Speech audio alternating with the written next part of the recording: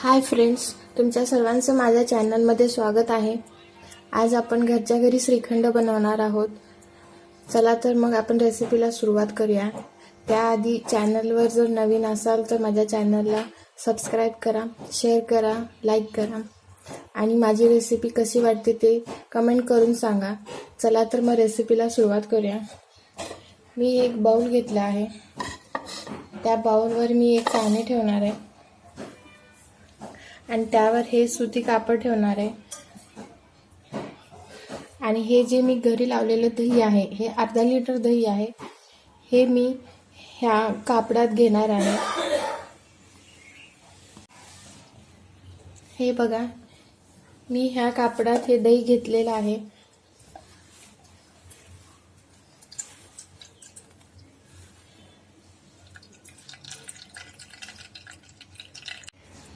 हे बघा, आपण हे जितकं पाणी निघते तितकं हे पाणी काढायचं असंच आणि याला असंच ह्या चाळणीसहित, ह्या बाउलसहित, ह्या कापडासहित असंच फ्रीजमध्ये रात्रभर ठेवायचं आहे।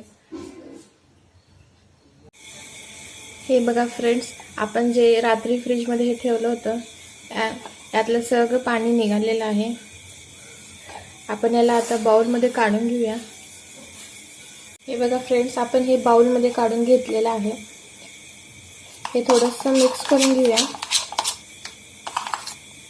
आणि ह्यात थोडीशी विलायची पूड आणि पिठी साखर घालून घेऊया।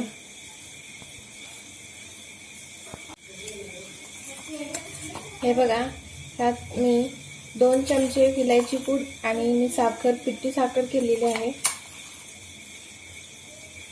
हे 2 चमचे मी घातलेले आहेत। आता मी 1 चमचा ह्यात मिल्क पावडर घालणार आहे आणि हे छान असं मिक्स करून घ्यायचं आहे। हे बघू शकता, हे छान असं मिक्स झालेलं आहे। चला तर आपण याला बाउलमध्ये काढून घेऊया।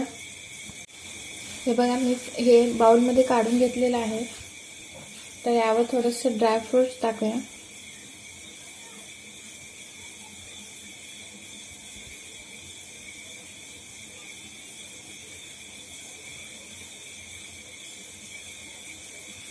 हे श्रीखंड रेडी आहे।